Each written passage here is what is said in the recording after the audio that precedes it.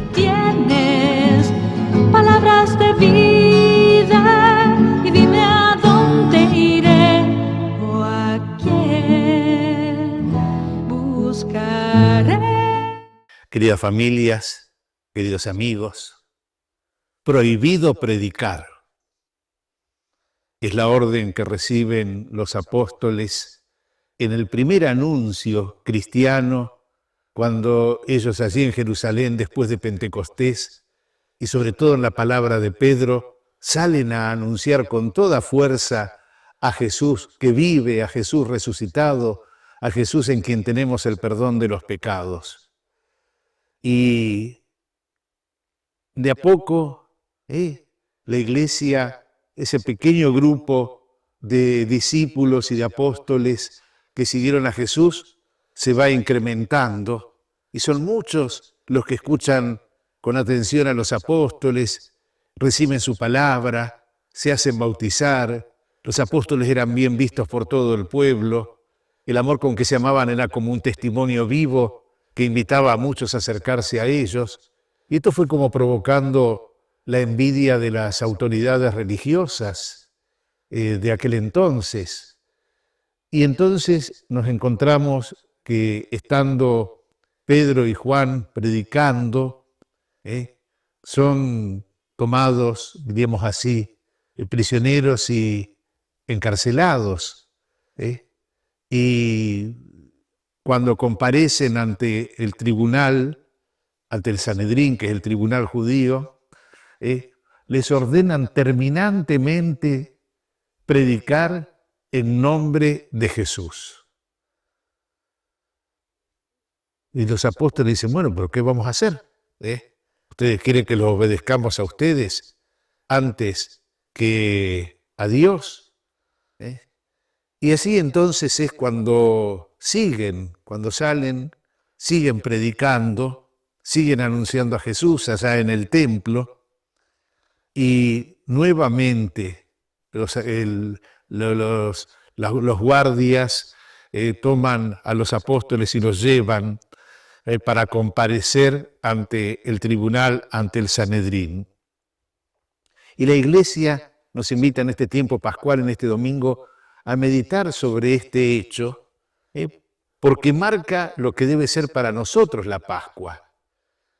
También tocados por ese don de la gracia y de la fe que viene de Cristo resucitado, estamos llamados a anunciar a Jesús. Y en el Sanedrín, cuando traen a los apóstoles para comparecer ante ellos, les dice el sumo sacerdote, lo escuchamos en la palabra del libro de los Hechos de los Apóstoles, que nos presenta la liturgia en este tercer domingo de Pascua. Nosotros les habíamos prohibido expresamente predicar en ese nombre, en nombre de Jesús, y ustedes han llenado Jerusalén con su doctrina. Así quieren hacer recaer sobre nosotros la sangre de ese hombre.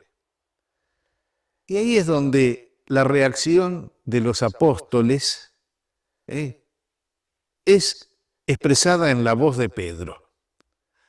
Cuando los apóstoles en el día anterior habían sido encarcelados, por la noche fueron liberados por el ángel, y que les dio este mandato: vayan y anuncien a todo el pueblo lo que se refiere a esta nueva vida. Era como una repetición de las palabras del Señor. Entonces los apóstoles, frente a esto, en la palabra de Pedro responden, hay que obedecer a Dios antes que a los hombres. Hay como dos convicciones que tienen los apóstoles. Por un lado, Jesús les mandó predicar y la gracia del Espíritu Santo se les dio para esto, y el mandato se renovó. Vayan y anuncien esto. Es Dios que los manda a predicar. Y por otro lado, las autoridades del tribunal que les prohíben predicar. ¿A quién le tengo que obedecer? Eso no tienen duda. La primera convicción es: hay que obedecer a Dios antes que a los hombres. Y la segunda convicción que los mueve es: no podemos callar lo que hemos visto y oído. Cuando alguien se ha encontrado con Jesús, cuando alguien ha visto a Jesús, como ellos lo vieron a lo largo de su predicación, fueron testigos de su muerte, fueron testigos de su resurrección, todo eso ha encendido de tal manera sus corazones que no lo pueden guardar, por más que lo prohíban los poderes humanos. En estas dos convicciones se mueven los apóstoles al punto de que cuando Pedro dice esto,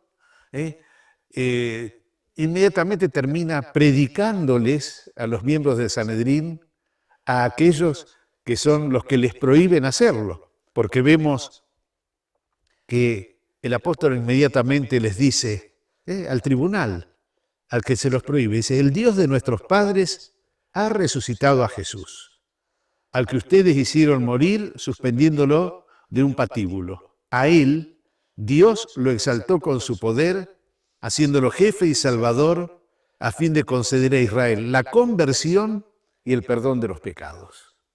Es el anuncio primero, es el núcleo de todo anuncio, es el querigma, como lo llamamos. Se los anuncian también a aquellos que les prohíben hablar. Pero, claro, están en un proceso judicial, están ante un tribunal. Y entonces tienen que presentar testigos. Y los apóstoles, antes de recibir la sentencia, presentan esos testigos, se presentan a ellos mismos. Dice: nosotros somos testigos de estas cosas, nosotros, los que hemos compartido la vida con Jesús, los que hemos visto a Jesús morir en la cruz, los que somos testigos de su resurrección, nosotros. Pero también el segundo testigo y el Espíritu Santo que Dios ha enviado a todos los que le obedecen. Las obras que ustedes ven, las conversiones, el paralítico curado, la fe que van haciendo de la predicación, es obra del Espíritu Santo. Ahí está entonces la fuerza que los anima. Dice después la sentencia.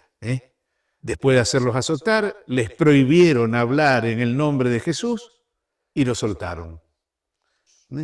Y la reacción de los apóstoles, ¿cuál es? La alegría de haber podido padecer eso en el nombre de Cristo.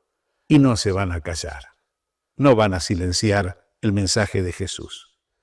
Esto nos dice mucho a nosotros, y sobre todo en este tiempo pascual. El testimonio no es solo de los apóstoles. La Iglesia es misionera a lo largo de los siglos y siempre.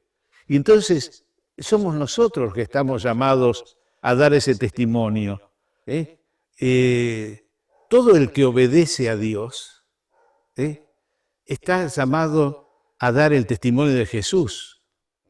Vayan, anuncien, hagan discípulos. El testimonio, y no solo de una forma individual, sino también de una forma comunitaria. Las comunidades cristianas, como la comunidad apostólica, a través de la alegría, de la fe, de la caridad, de la pobreza, hasta el martirio, dan testimonio de Jesús resucitado, y un testimonio que debe invitar a la conversión para el perdón de los pecados. Pero también tenemos que reconocer que, al igual que a los apóstoles, en la historia de la Iglesia muchas veces se ha pretendido silenciarla cuando ese mensaje molesta. Lo vemos en los primeros siglos, la cantidad de mártires que dijeron así a Jesús de tal manera que fueron capaces de entregar su vida antes que renunciar a su fe. Y ellos son gloriosos testigos de la vida de la resurrección. Pero a lo largo de toda la historia vemos cuántas veces las persecuciones se han dado. Hoy día hay persecuciones. Los totalitarismos tienden a ahogar de cualquier signo. Tienden a ahogar cualquier voz disidente. La voz de la Iglesia, la voz de Jesús molesta, hay que callarlos. A veces con una persecución abierta, otras veces con limitaciones y prohibiciones. Hoy no se nos prohíbe predicar a nosotros, pero hay también esas fuerzas que van como pretendiendo silenciar el mensaje cristiano, las ideologías, que es como la exaltación de verdades parciales y mirar todo de eso, desde ese punto de vista. Y al mismo tiempo hay como esos instrumentos, diríamos, de ir transmitiendo una cultura ajena a Dios, una cultura secularizada que lleva al secularismo. Si Dios está, que esté, pero que no se meta en nuestras vidas. Y esto se hace a través de la educación, de la política, de la legislación, de la opinión pública, de los medios de comunicación. ¿Cuántas voces que tienden como a relegar la fe al ámbito de la conciencia individual?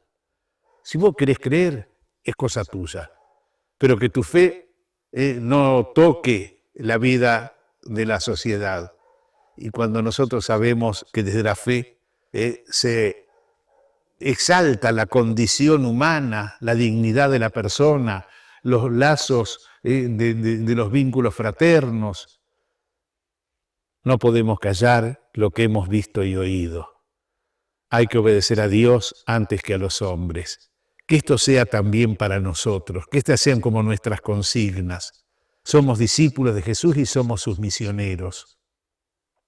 Que la luz de Jesús brille y aunque haya intentos de silenciarla, que si se callan nuestras voces que griten las piedras, como decía Jesús al entrar en Jerusalén en el Domingo de Ramos.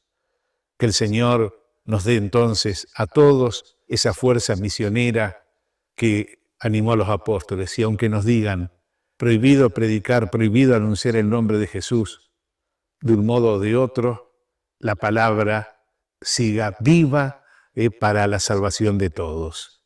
Dios nos bendiga. Palabras de vida, y dime a dónde iré o a quién buscaré.